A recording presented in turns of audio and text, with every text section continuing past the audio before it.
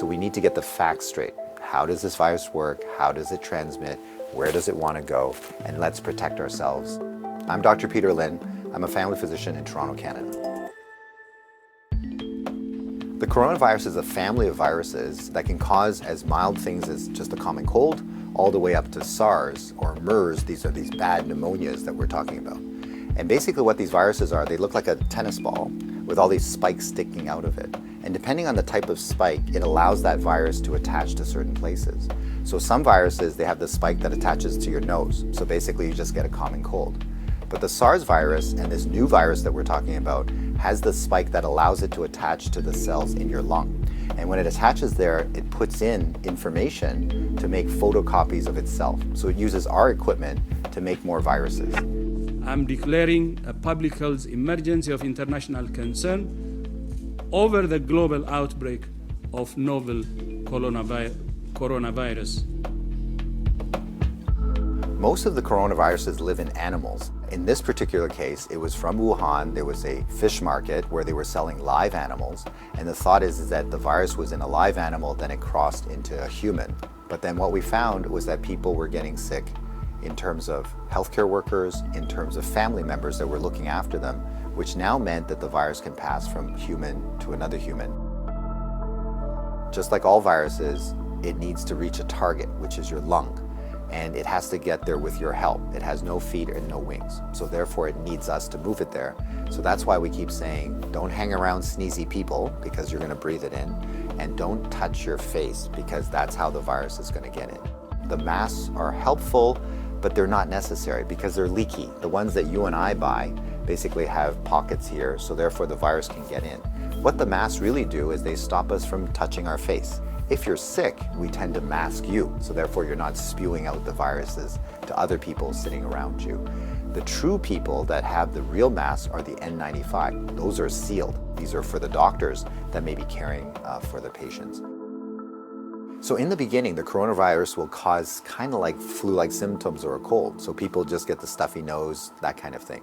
But you'll understand that as soon as that virus starts manufacturing in your lung cells, they're producing all these copies of the virus, all of a sudden now you kill the lung cells. So now you can't exchange oxygen.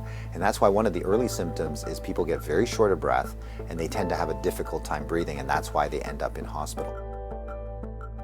So currently, unfortunately, we don't have a direct treatment for the coronavirus. So we don't have a medication that can kill it off. And so it's really supportive. So in other words, the patient can't breathe, we give them oxygen, help them to breathe. They can't drink, so therefore we give them fluids to support them. Their kidneys begin to shut down, we help them with all those things. So it's a very supportive process. This is a new virus that we've never seen before. So our immune system, our army, are having a hard time figuring out what to do. So usually what we have to do is we make something called antibodies.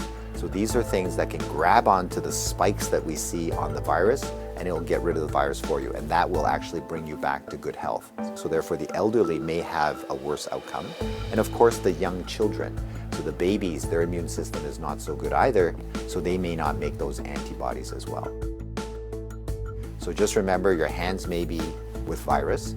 Virus cannot hurt you because it can't get through the skin, but the moment I do this, now I've brought the virus right to where it wants to go. So let's remember not to touch our hands to our face. So let's say you think that you might have been on a plane or you might have bumped into somebody that has it. What should you do? So the first thing is to contact a healthcare worker to tell them that potentially you have it.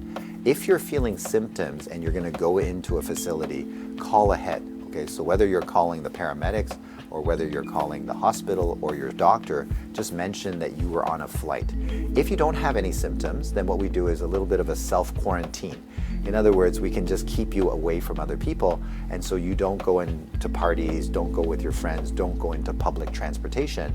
So we can contain it very easily by making sure that you do a self-confinement, so to speak, for the, let's say, 7 to 14 days is the longest incubation time. So after that, if you're feeling well, then you don't have anything to worry about.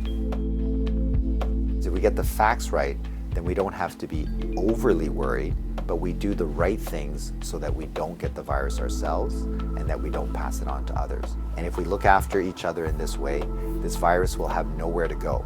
It needs us to move it, it needs us to make copies for it, and if we don't help it, then the virus will stop.